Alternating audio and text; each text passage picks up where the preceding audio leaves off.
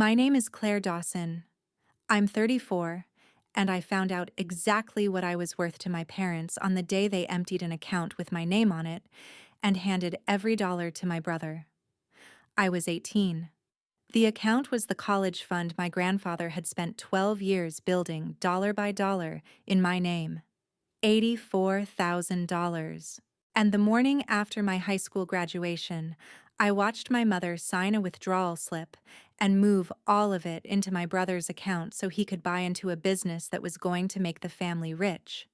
When I asked her why, she didn't even look up from her coffee. She said, "Tyler is the investment.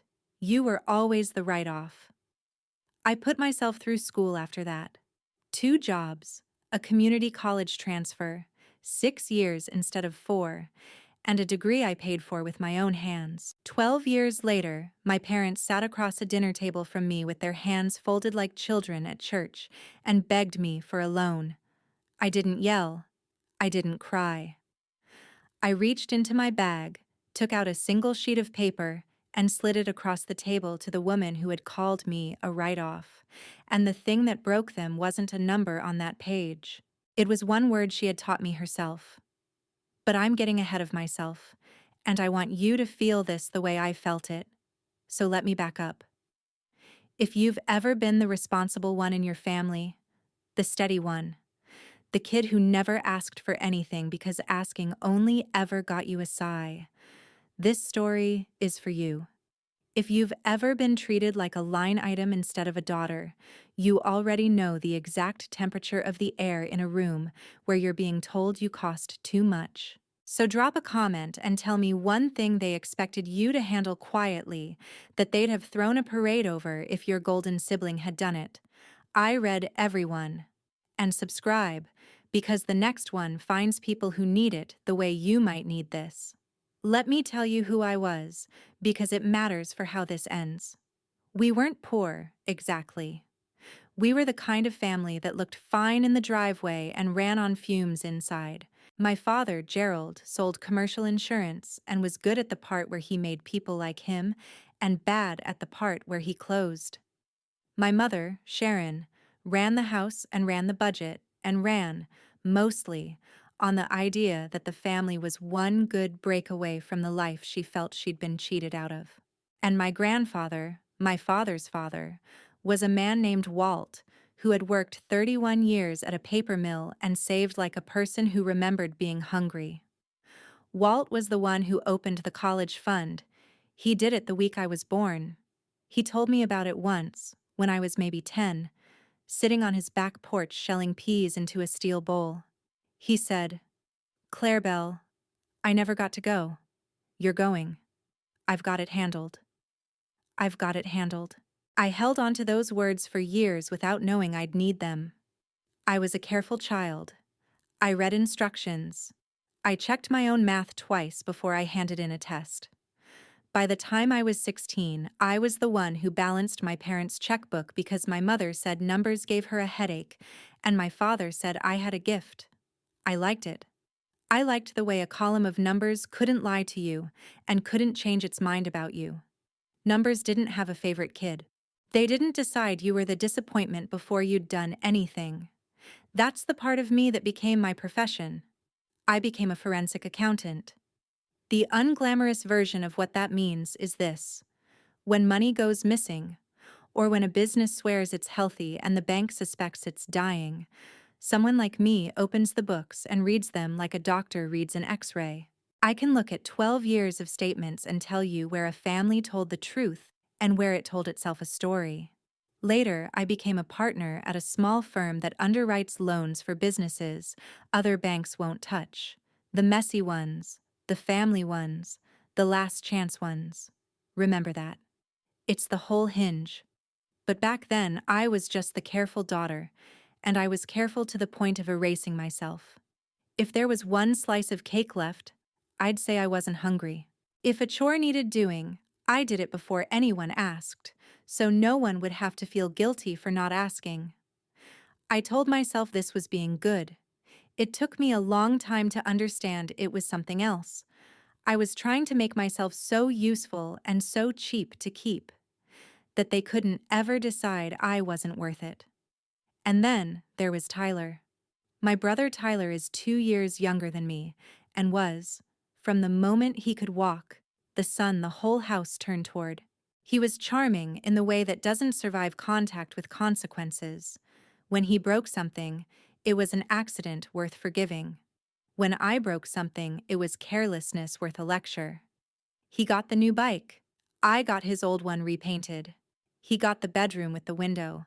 I got the one off the kitchen that smelled like whatever we'd had for dinner.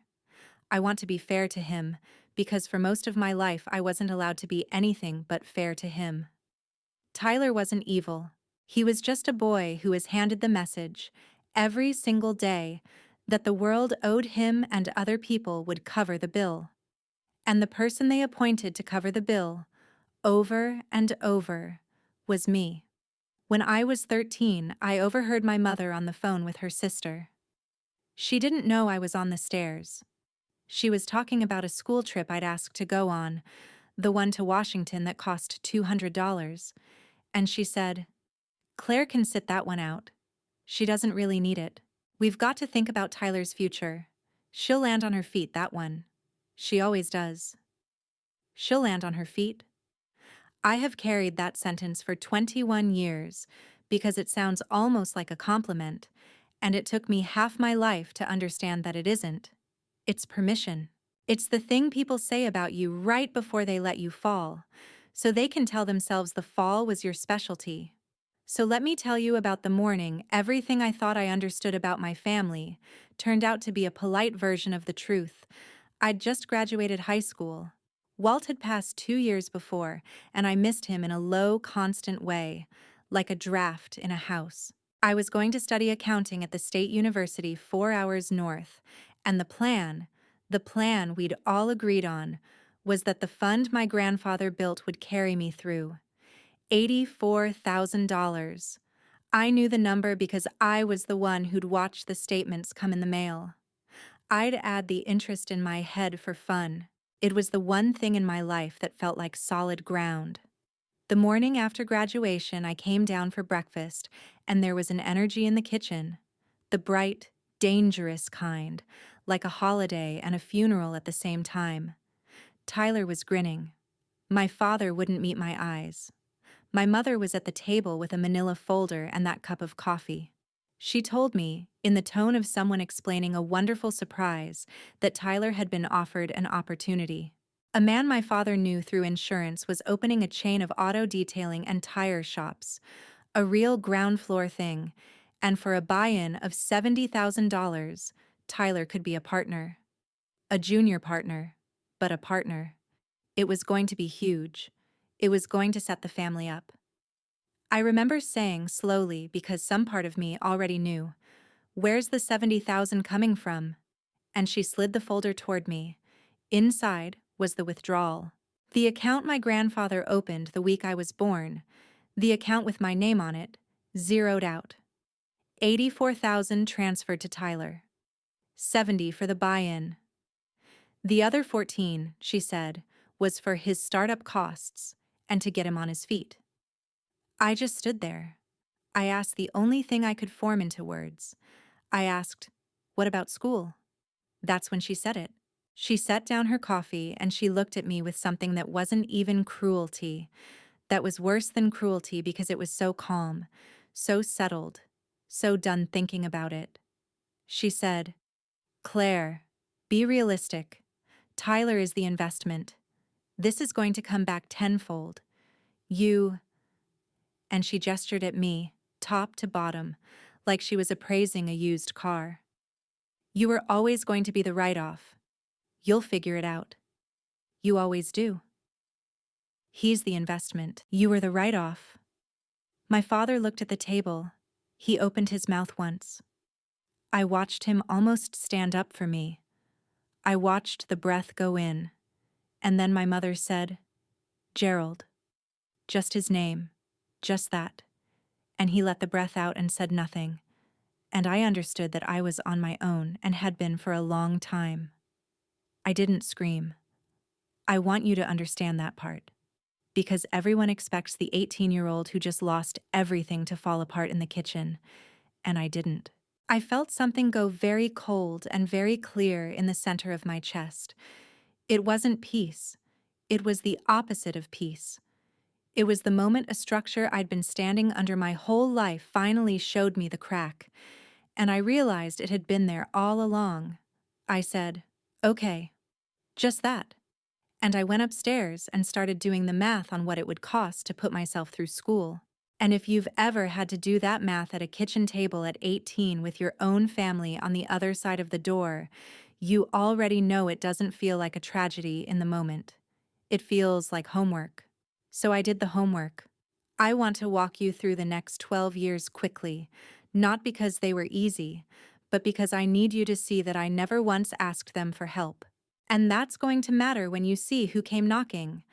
I went to community college first because it was cheaper, and I worked the closing shift at a grocery store, counting other people's money into a drawer until my fingers smelled like nickels.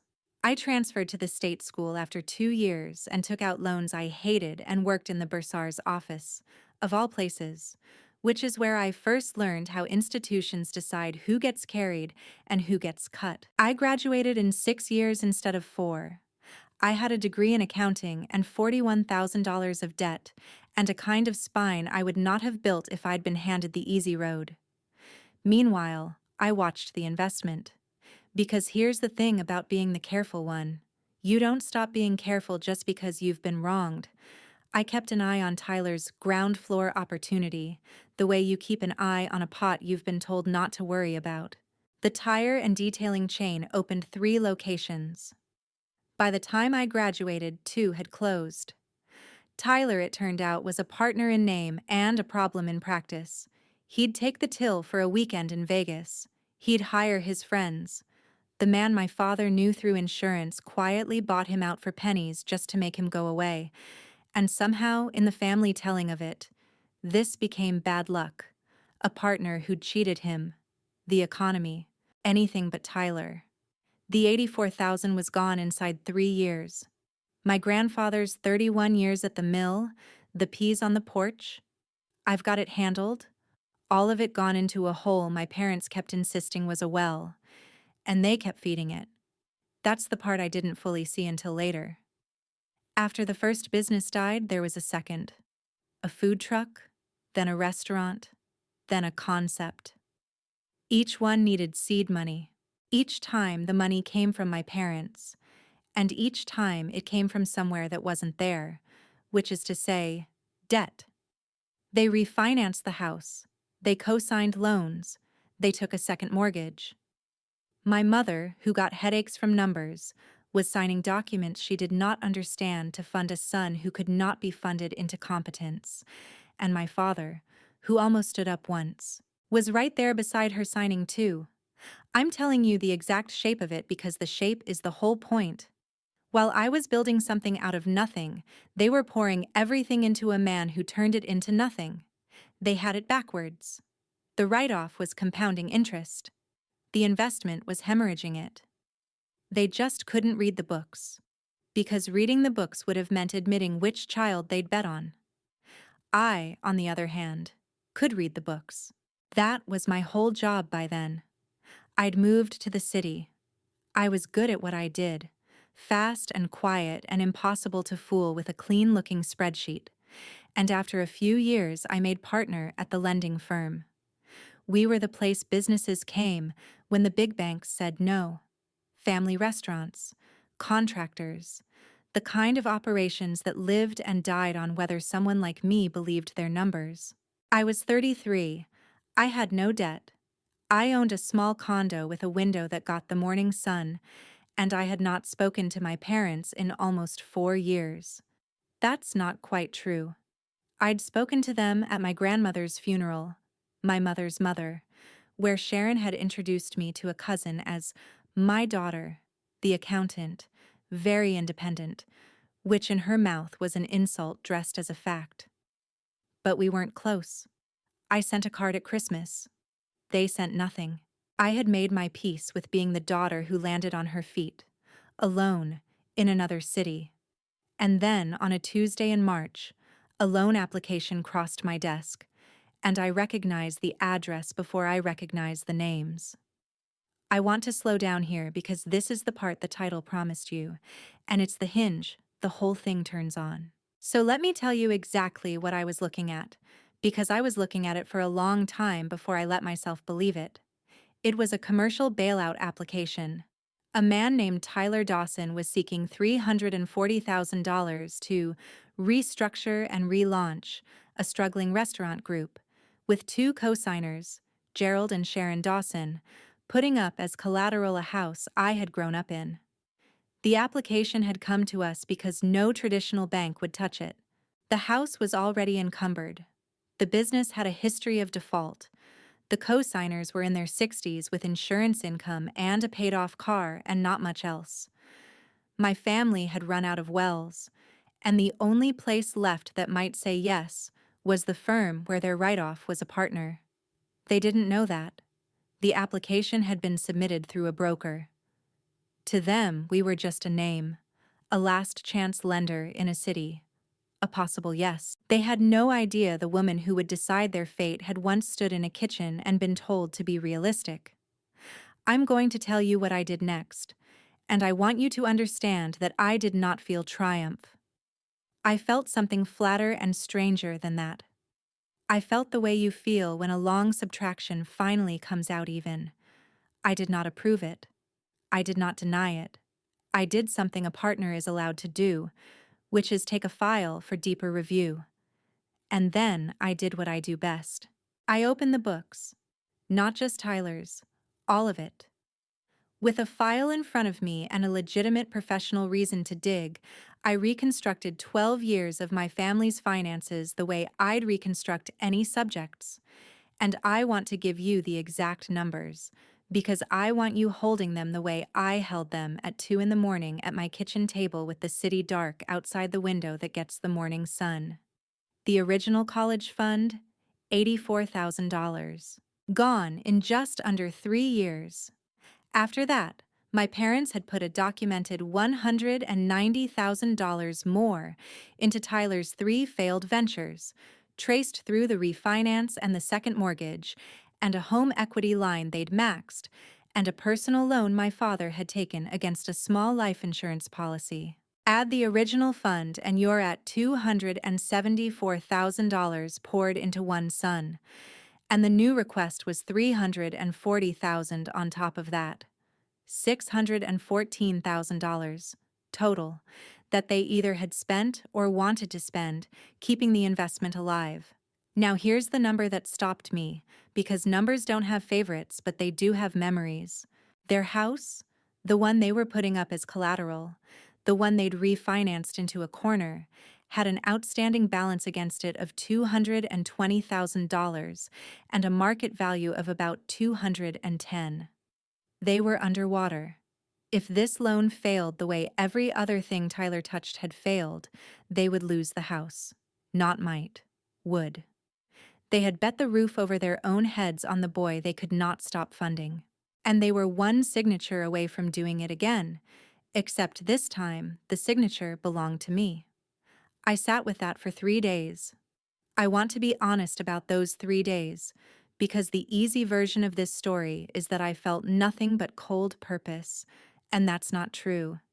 There were 3 days where the 18-year-old in me wanted to call my mother and read her the numbers, and finally make her hear it.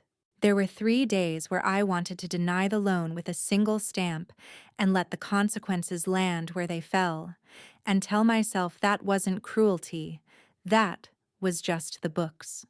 What stopped me from the stamp was Walt. Because in the middle of pulling the family records, I found something I wasn't looking for. A small dormant account, opened the same week as my college fund, by the same man, that no one had ever touched, because no one had ever known it existed. My grandfather, it turned out, had hedged.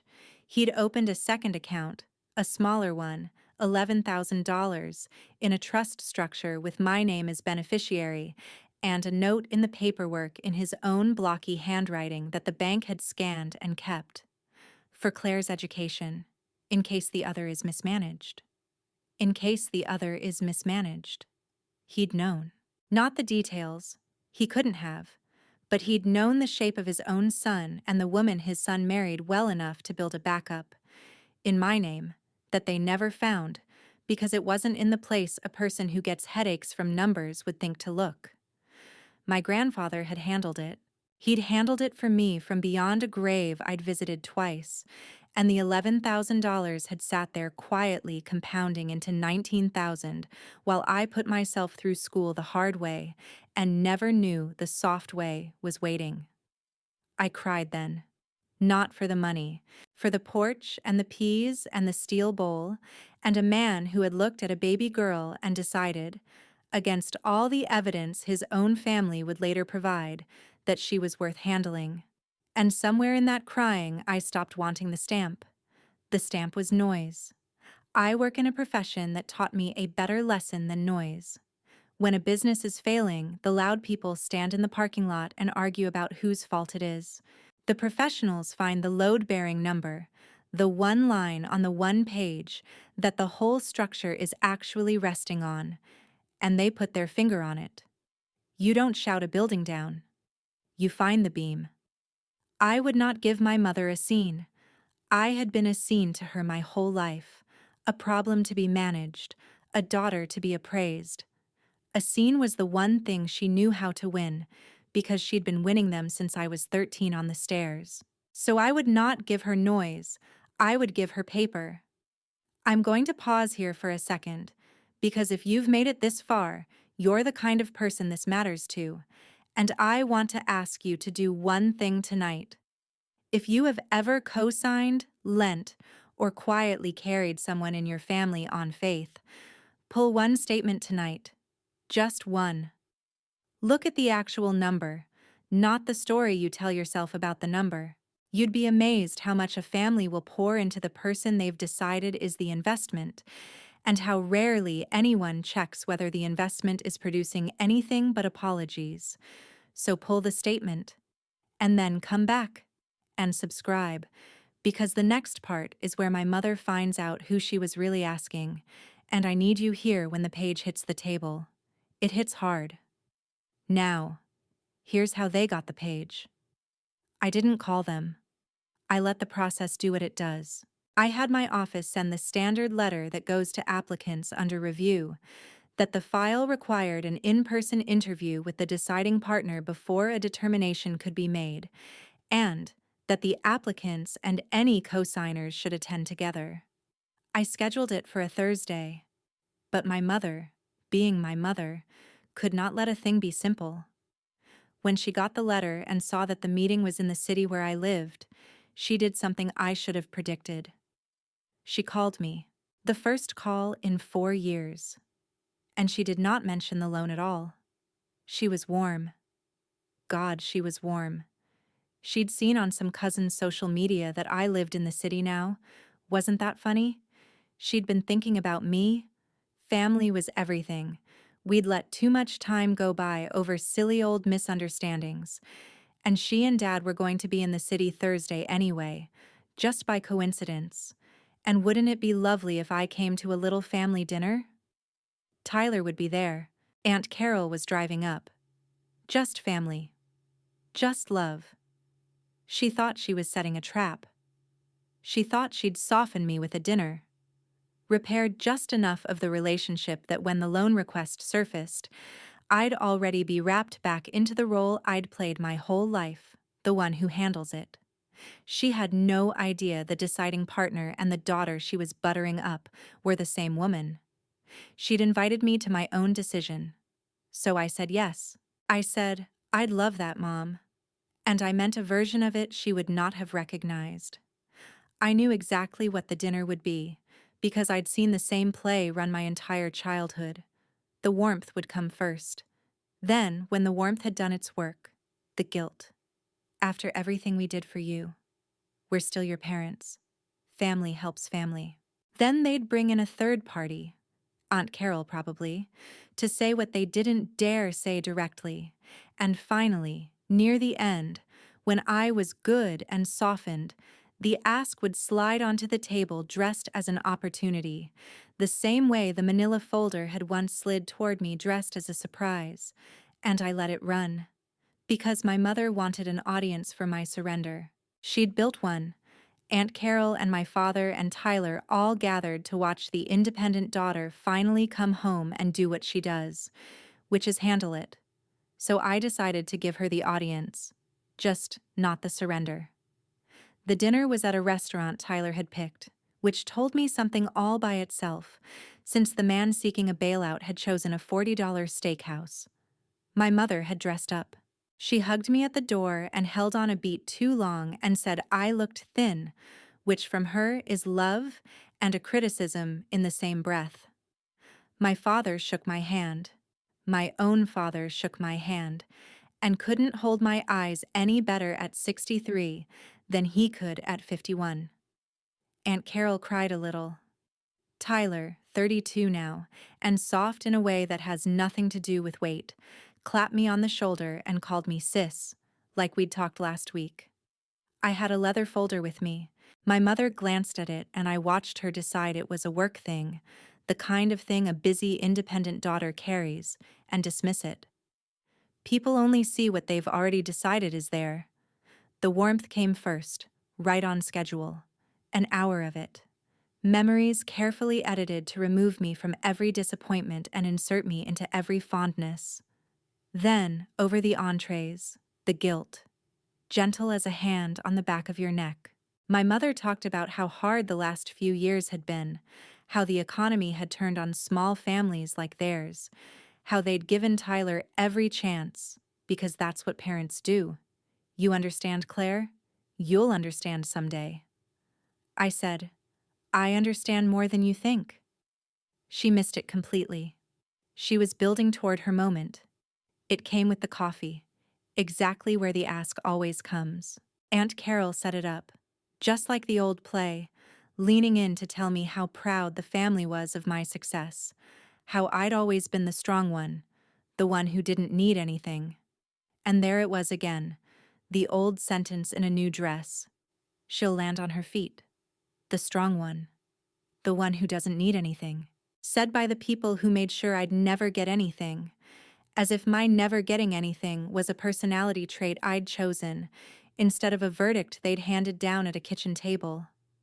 Then my mother reached across and took my hand and said the family needed me, that there was an opportunity, a chance to set everyone right, and they'd been turned down by some heartless bank, but maybe, with my connections, my expertise, I could help. She said Tyler had really grown. She said the restaurant just needed one more push. She said it would all come back, tenfold. Tenfold. The same word. The investment. Coming back tenfold. 12 years late, and $340,000 short. And then she said the thing that turned the whole night, because she could not help herself, because some people will reach for the knife even while they're asking you to hand them a bandage. She squeezed my hand and she said, fondly, like it was a family joke we both got to be in on now. We always knew you'd be the one to bail us out. You were never going to amount to much on your own, but you'd land on your feet. And look at you. Funny how it works, isn't it? The write-off saves the investment. The whole table laughed, warmly, like it was sweet. I did not raise my voice even a little. I want you to remember that, because it's the whole shape of who I decided to be that night, the opposite of who she'd always been. I just smiled, and I reached down and I opened the leather folder, and I took out a single sheet of paper. I slid it across the table to my mother. Before you ask me about a loan, I said, I think you should see who you're asking. It was the cover sheet of their own application. Their names. Tyler's name. The address of the house I grew up in. Listed as collateral. The amount, $340,000. And at the top, the letterhead of my firm. And under deciding partner, printed in plain black type, my name, Claire Dawson. I watched my mother read it. I watched her read it twice. I watched the warmth drain out of her face the way color drains out of a cheap photograph left in a window, all at once and unevenly. My father picked up the page when she set it down, and his hand was shaking. My father, who almost stood up for me once, shaking. You, my mother said, you work there. I'm a partner there, I said. Your application crossed my desk 3 weeks ago. I'm the one who decides. Tyler started to laugh, the way he laughs when he thinks a thing can be charmed back into being fine. Wait, that's great, sis. That's perfect. That means, it means, I said, still quiet, still flat, that I read the books. All of them. Not just yours, Tyler. All of them. 12 years. And then I told them the numbers. Not cruelly. Worse than cruelly. Accurately. I told them the 84,000 from my grandfather's fund. I told them the 190,000 more they'd poured in after, the refinance, the second mortgage, the home equity line, the loan against the policy. I told them $274,000 had gone into one child and zero into the other, and that the one who got zero was the one they were now asking to save them. And the one who got everything was sitting at this table having charmed his way through $600,000 of other people's lives.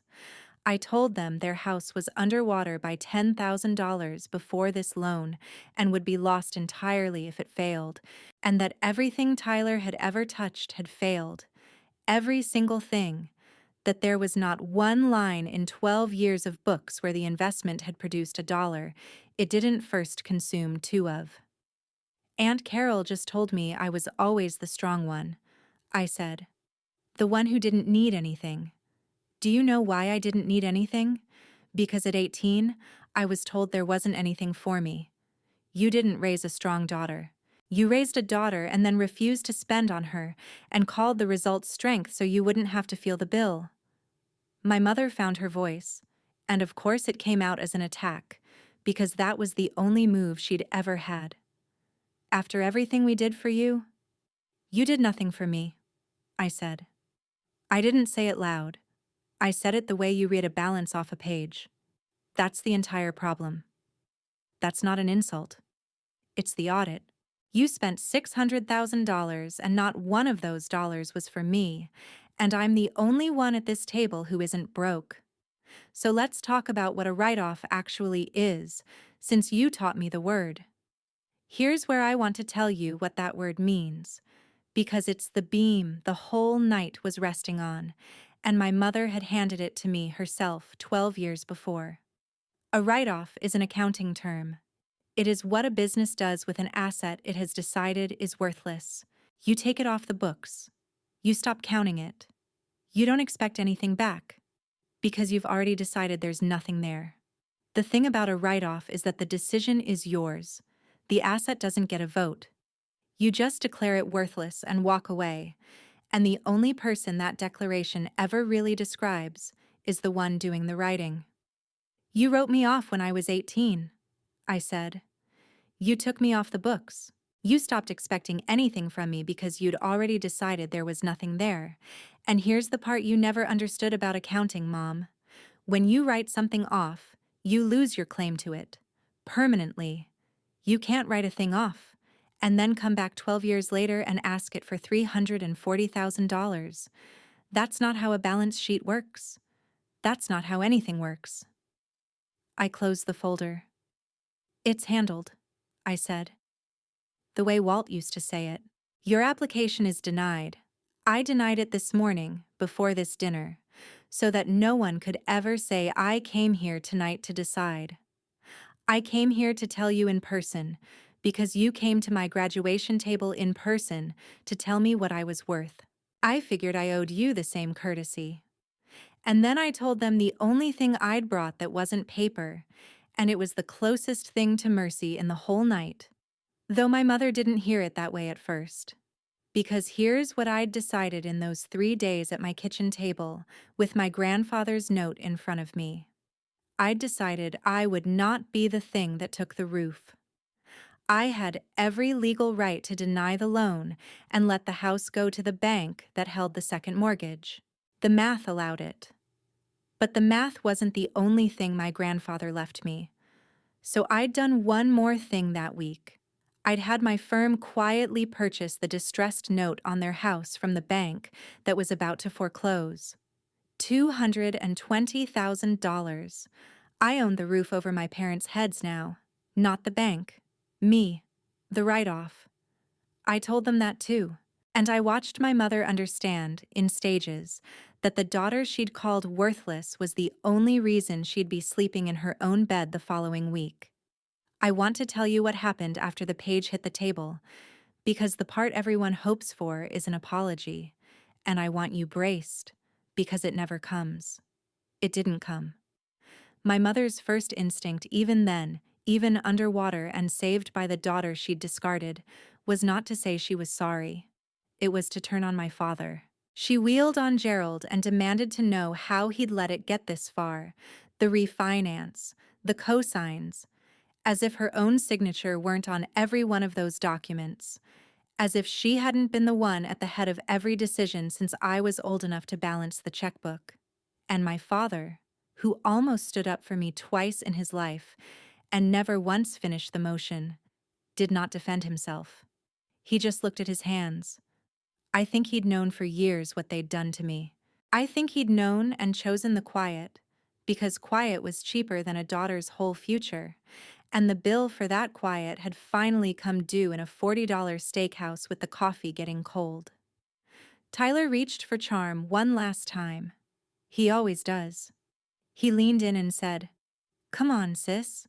You're really gonna let Mom and Dad lose the house over old stuff? That's cold."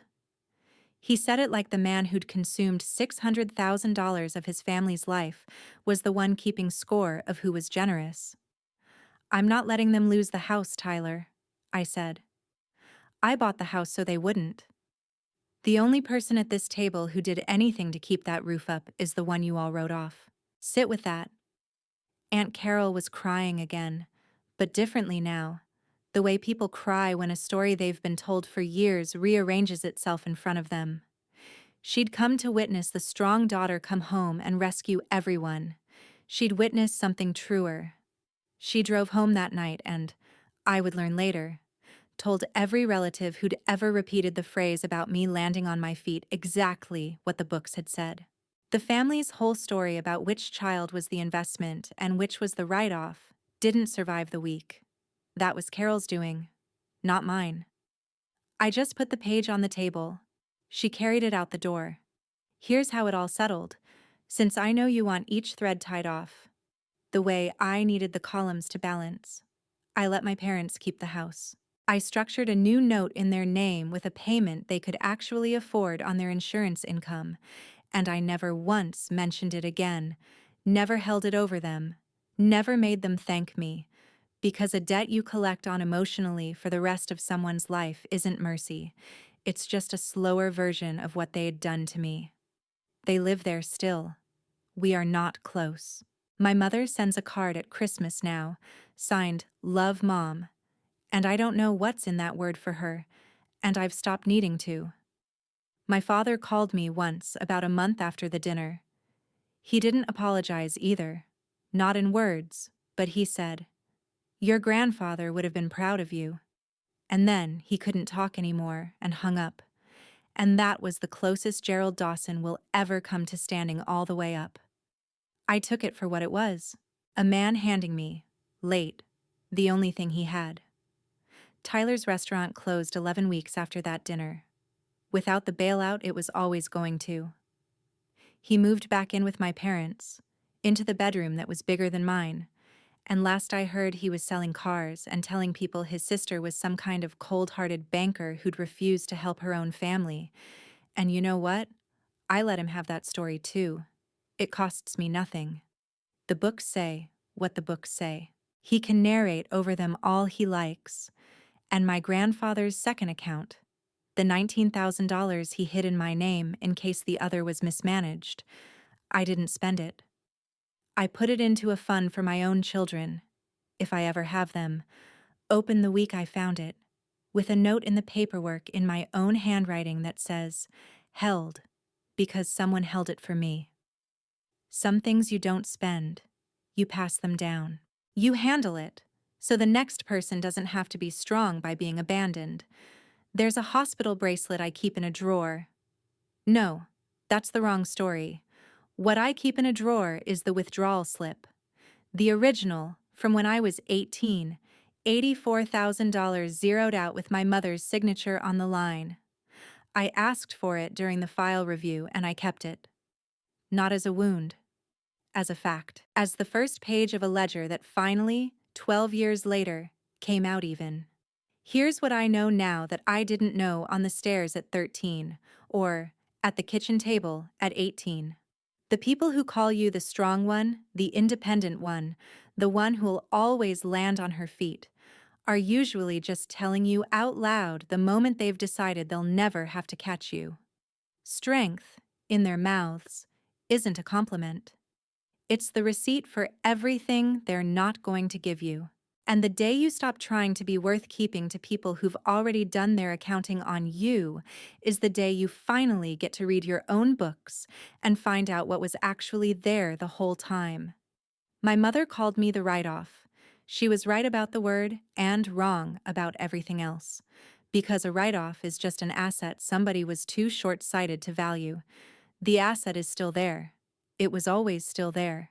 The only thing the write-off ever measured was the size of what they threw away. If this reached something in you, do the one thing she never did. Look at the person in your life everybody calls the strong one, the one who never asks, the one who always handles it, and ask them, this week, what they need. They've probably been told for years that the answer is nothing. It isn't. It never was. And if you've ever been that person yourself, the dependable one, the line item, the write-off, I hope tonight you start keeping your own books, because nobody is coming to balance them for you, and the numbers were always on your side. Share this with someone who's been called the strong one as a way of being handed the bill. Drop a comment and tell me the sentence your family said about you that took you years to understand wasn't a compliment. Hit subscribe so the next one finds you. And I'll see you in the next one.